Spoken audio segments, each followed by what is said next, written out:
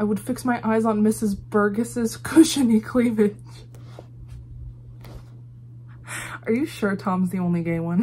Hey guys, it's Nicole. Welcome to my channel, or welcome back to my channel if you are new here. Don't forget to subscribe. I like to post about books and music, mostly Taylor Swift. Today is the start of another reading vlog. I'm going to be reading My Policeman by Bethan Roberts. The only thing I know about this book is that it is set in the 1950s in Brighton, and it's kind of a love triangle between two men and one woman. I immediately wanted to pick this up after I saw a trailer with Harry Styles in it, who I guess is playing the lead role. I didn't even know he was doing acting, but I guess this is not his first role. So I'm really wondering if this book is going to make me cry, because this whole we have to share this main character type of aspect to this love triangle sounds pretty devastating, especially considering the time period. How Tom, the main character, and his gay lover Patrick cannot actually be together. Tom has to be with his wife that he chose, Marion. My goal for this book is to make this a 24-hour reading vlog and have this finished by tomorrow evening. This book is not even 300 pages, so I don't anticipate it being that difficult if I do like half tonight and half tomorrow night. But I am very excited to get into this, and I am just going to go ahead and start, and I will give you an update when I have one. But first, I would like to talk about today's sponsor. Thank you so much to Galaxy Press for sending me the newest volume in the annual Writers of the Future contest. This is a book full of new science fiction and fantasy stories that were selected from tons of new writers who submitted their entries into the contest. There is no entry fee, and the stories are all judged blind by authors such as Brandon Sanderson, which makes it a fair competition for all authors who enter. There's even an illustration contest, and the winners are presented in this book with their illustrations that were made to accompany the winning stories. Galaxy Press very kindly sent me 2 copies of this year's volume that was just published last month, so I will be hosting a giveaway over on my Instagram for US residents. It might be up already by the time this video goes up, so definitely keep an eye out for that. This book definitely took me a couple weeks to read, not because it's thick, but each story features such a rich and immersive world in either sci-fi or fantasy that it's just a very intense experience to be throwing yourself into in these very short bursts of stories. But I think that allows each individual author to really shine. There were some stories in here that have me very excited to follow along with these new authors' careers. The one I cannot get out of my head is The Island on the Lake by John Cumming. That one was probably my favorite one, and it really experimented with elements of horror. I will have a link down below for you to purchase this book on Amazon, so you can check out these up-and-coming authors in the genres of sci-fi and fantasy. I also wanted to show you guys this adorable bag I got from my local library for their adult summer reading program.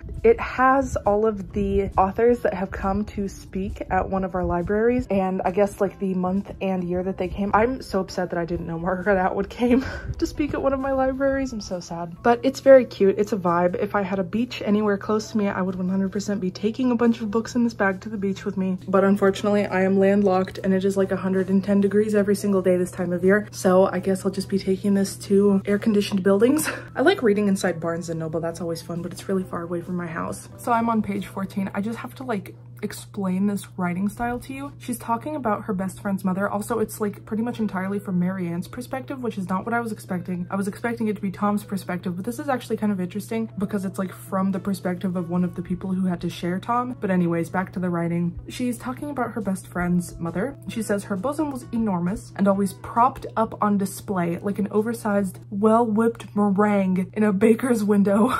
Like the opposite of lyrical writing, I guess.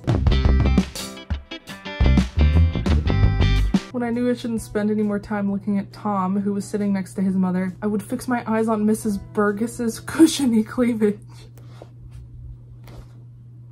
Are you sure Tom's the only gay one? I knew I shouldn't really look there either, but it was better than being caught with my eyes wandering all over her son. Is the triangle a square? Is the triangle a square?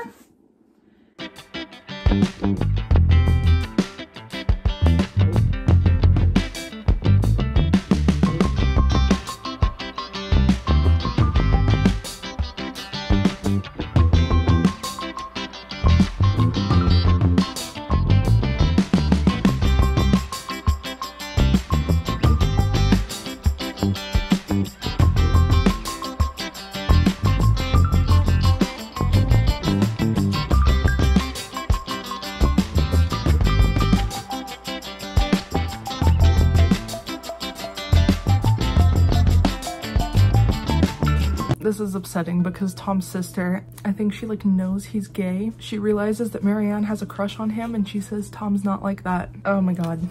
All-knowing siblings. I'm only on page 22, but I have to film a video, so I'm going to do that, and then the rest of the night will just be dedicated to reading after I eat dinner. Also, I just want to say this before I forget, but I cannot picture Tom as Harry Styles. First of all, there's another character named Harry in the book, so that's already getting kind of confusing. But also Tom is supposedly blonde and like has really big arms. I'm picturing like a bulky like lifeguard type of like, because he teaches Marianne how to swim. I'm just really not getting Harry Styles vibes. I would love to hear if you have when you read this book though. Then I had dinner, which was vareniki, which is a Ukrainian dumpling filled with potatoes and mushrooms. And I top it off with vegan sour cream and a Georgian hot sauce called ajika. Okay, so I got to page 142. It is the next day. I did a little bit of work this morning and then I passed out, took a nap until like almost 10 p.m. I did some Duolingo studying, but other than that, I've just been reading and it's incredibly British. There are words that I have to Google sometimes because I just don't know what they're talking about. It's basically told in differing perspectives and there's also flashbacks involved. It starts off completely from Marianne's perspective, who is the main female character, and it talks about how she kind of grew up knowing Tom because he was her best friend's brother.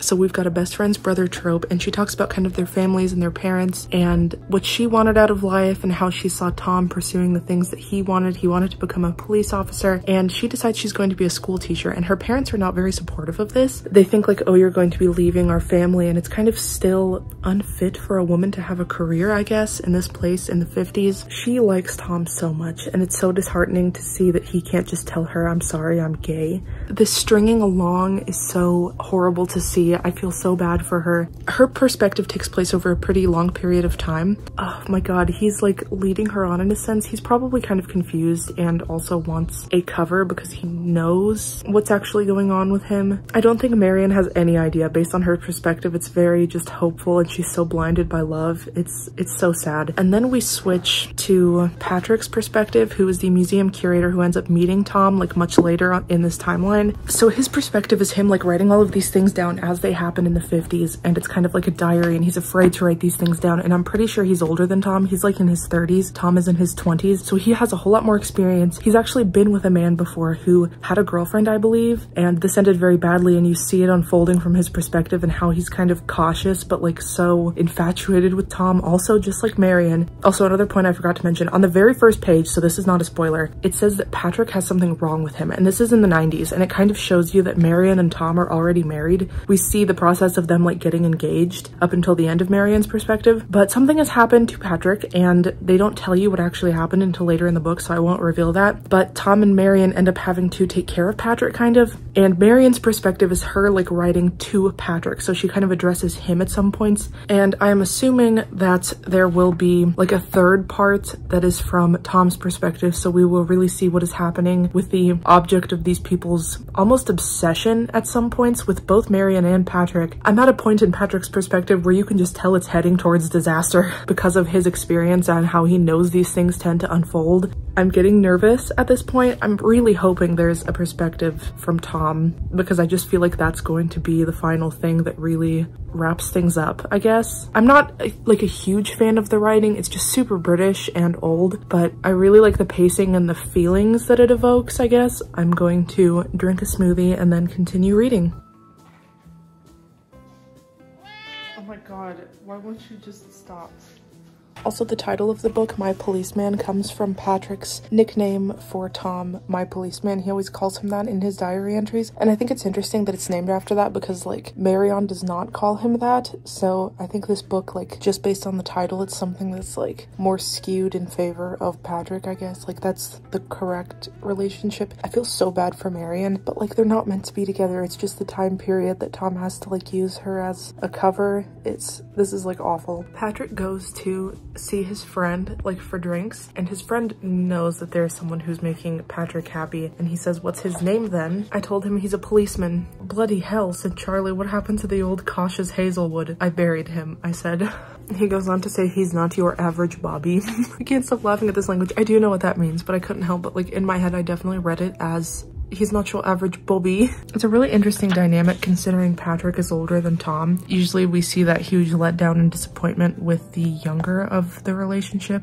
Okay, so I don't actually think we're going to get a Tom perspective because it just switched back to Marian's in the 90s, and she is continuing her letters to Patrick while he is unable to read them because of that health issue that I mentioned. It's so devastating to see her looking back at everything that happened in hindsight, because like every little thing Tom does, him wanting to rush into marriage, she at first saw it as like flattering and oh, he wants to marry me so badly and so quickly, but now she looks back and thinks like maybe he was doing this before he changed his mind and wanted to rush into it for that reason. And there's so many little things that he says or does that she looks back and remembers, and she realizes it was all not at all what she was interpreting and it was like fake. I feel so bad for her. I feel so bad for both of these people. I don't think we're gonna get Tom's perspective anymore, but I really wish we did because I want to know what's going on in his head. I don't know, I'm getting really down reading from both of these people that love him so much. So Tom, Patrick, and Marian are all having like dinner together shortly after Tom and Marian are wedded, and Tom and Patrick are kind of arguing about whether a woman should have to stay inside the house and take care of the children, or she should be allowed to work after the couple has had children. And Tom is insisting that, oh, children need their mothers. He had a very close relationship with his mother, and is insisting that Marian will not be working after they have children. And Marian's like, oh, well, we might not even be lucky enough to have children. She wants to continue being a teacher. And Patrick is like on her side, and there's this weird argument between Tom and Patrick. Patrick is like, I don't see why a woman shouldn't work. And they're like fighting, and Marian doesn't take anyone's side because she thinks Patrick is right. She looks back and she sees that this was also like another red flag, because Patrick was able to get Tom like so angry about things. Like he was able to ignite this passion in Tom or whatever, and like every little thing she's looking back and questioning the entire marriage for like decades. So information is being revealed surrounding the circumstances of Patrick coming to stay with Marian and Tom while he is dealing with this illness. I really appreciate Marian. She's very insightful and self-aware, also aware of the people around her and what they need.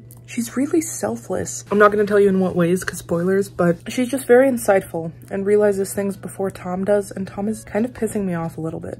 Sorry, I have a piece of candy in my mouth, but Marian is talking about how she didn't have the first idea about gay life, which I think is kind of funny, but she is talking about how in the newspapers there would be stories sandwiched between divorces and traffic law violations. That kind of blows my mind that those are just publicly printed in a newspaper, but between those would be stories about businessmen committed unnatural acts. Like literally somebody just having a gay relationship would be published in the newspaper as a crime for everyone to just see. So Tom's understanding was that he and Marian had a modern marriage, meaning he would be allowed to see whoever he wants if she was allowed to go out and work. He's kind of irritating me. Marian is in such denial at this point in their marriage, and he's gaslighting the shit out of her. And she says even at one point that she can turn a blind eye. Like she's starting to let go of that denial. She says, I can turn a blind eye, but I will not be patronized. Like him telling her she's like crazy for thinking something's going on between him and Patrick. Good God, this is just awful. Like it was an awful time for gay people. It was an awful time for women. You put the two together and then they try to like have a leg up on the other because they're both oppressed in this society. This is so frustrating, and it's such a strange dynamic to see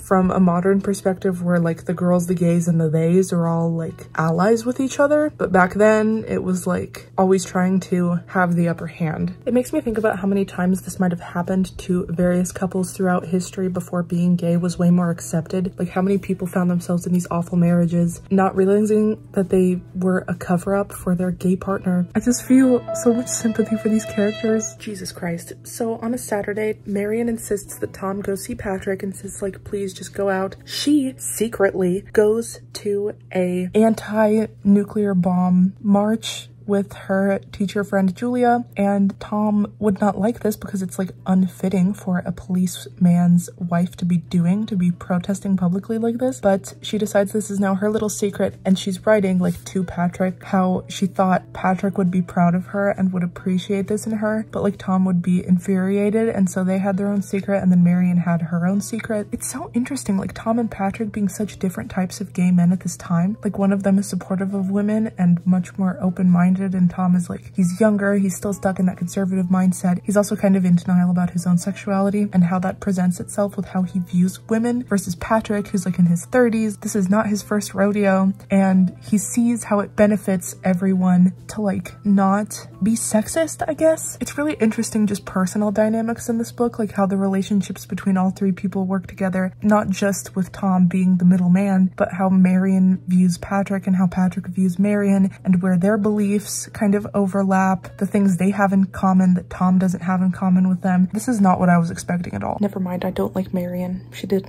an awful thing. To be fair, she didn't expect it to result in what it resulted in, but like, Jesus Christ, can you not do your research? Like, think about the things you do before you do them on impulse. Find out some information about the step you're about to take. Tom and Patrick are in Venice together while Marion was doing her protesting, and they're realizing just how much more accepting Italy is than England. After just 2 days of the possibilities of Venice, I said we should live here, and Tom's answer was we should fly to the moon, but he was smiling. It's getting to parts I can't say too much about without spoiling it, but there's a scene where Patrick is like begging Tom for them to just live in Venice. Again, Patrick knows shit is just gonna be bad, and Tom doesn't, or he's just maybe thinking of himself. It's very frustrating to watch. Also, Patrick's mother, oh my god. I'm gonna cry. I'm gonna cry. I'm on the last couple of chapters. There are tears in my eyes because I feel so bad for Patrick.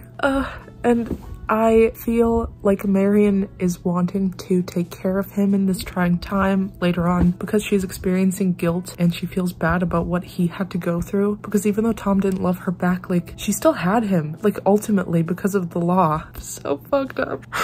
I'm so sad. Yeah, I have the last 2 chapters, then I guess I'll give my final thoughts. We're almost to the end. The doctor thinks Marion wants to take care of Patrick because Marion has some kind of infatuation with Patrick, because Tom is like not interested. He's an ass. I don't know what else to tell you. Oh my god, there's a tear on the page. I cried on the book.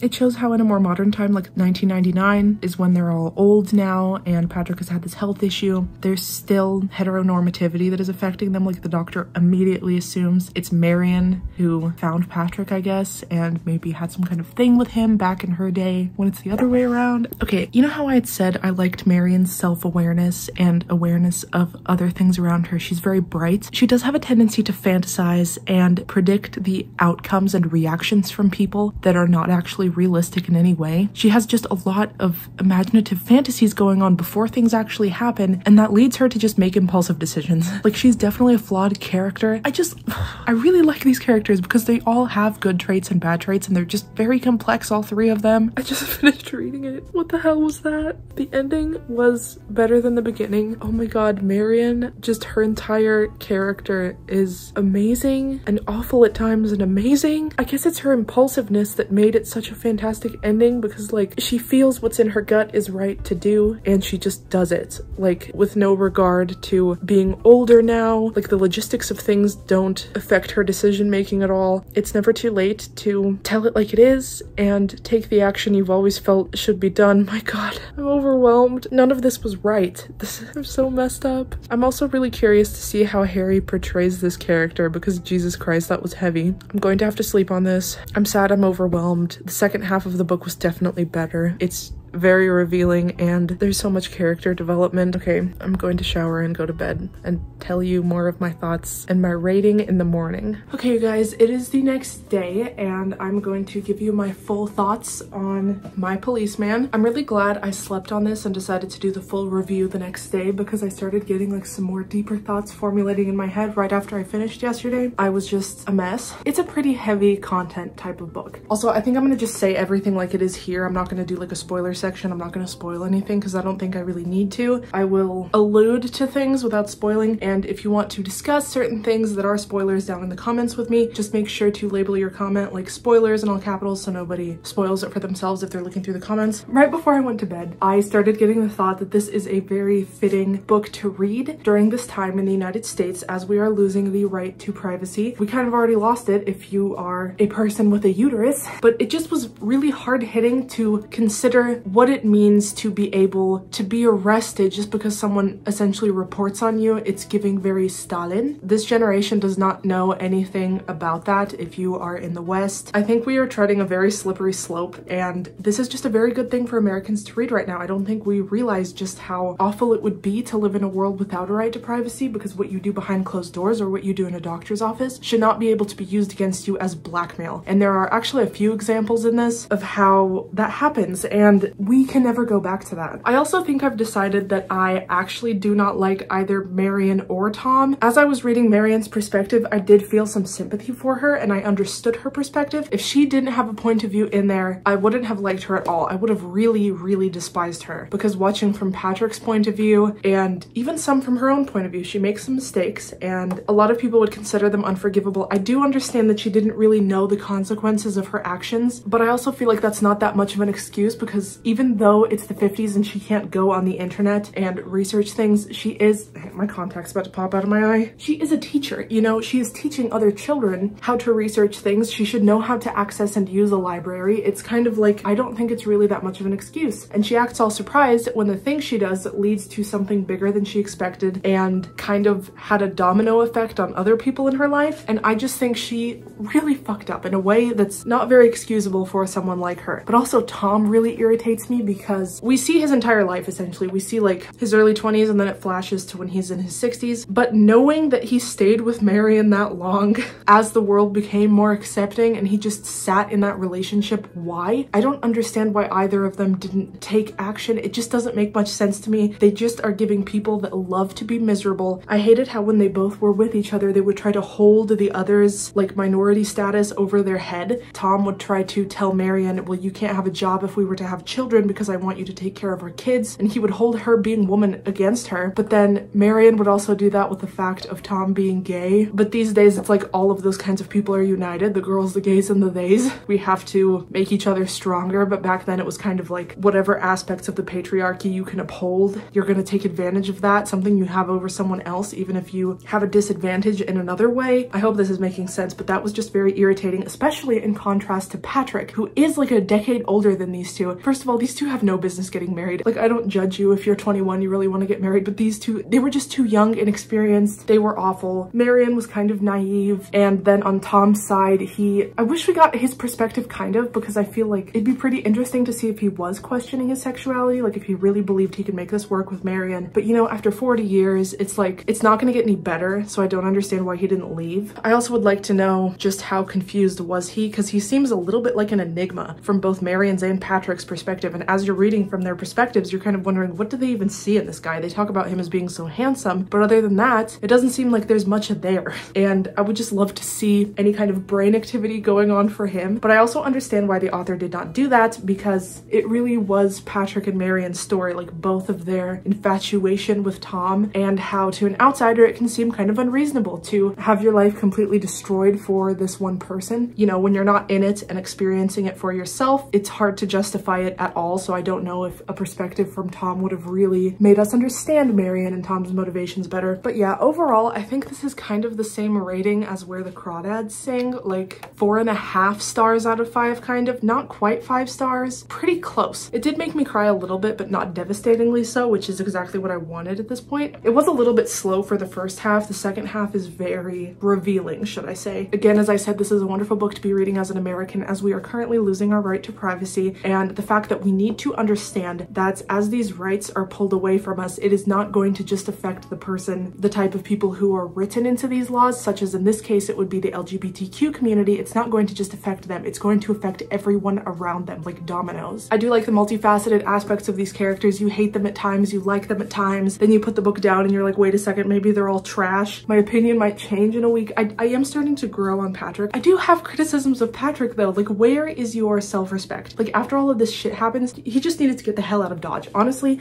he was expressing desires to move to some place like Italy that is more accepting, and I think he should have just done it. He's not getting any younger. He doesn't need to be involved in the lives of these people a decade younger than him. Like, he needs to go find a good man who understands what he wants and doesn't believe in oppressing women while also pursuing his own more progressive ways of living, I guess, being gay. I like Patrick the most as a character, but I also am frustrated that he didn't see his own worth Earth. And I'm really intrigued to see how Harry portrays Tom. I honestly see Harry more as Patrick because Tom is like a Ken doll on steroids and he's like blonde, and I'm thinking like lifeguard build, and Harry's like this little brunette lad, and that's kind of how I view Patrick more. I'm intrigued and I am scared because the content in this book is so much heavier than I expected, and the scenes that are going to be happening, I'm just a little nervous. I haven't seen any of his acting work, but I definitely view him as a singer. I really want him to succeed because this would be amazing if he does it well. So yeah, that is probably all of my thoughts. I would love to hear your opinions on this book down in the comments. Please let me know any other videos you might want to see. If you enjoyed this video, make sure to give it a thumbs up. If you want to follow me on my Instagram, it is right here. And if you want to follow me on my TikTok, that is right here. I will see you all next week for another video, and I hope you have an amazing day. Bye guys.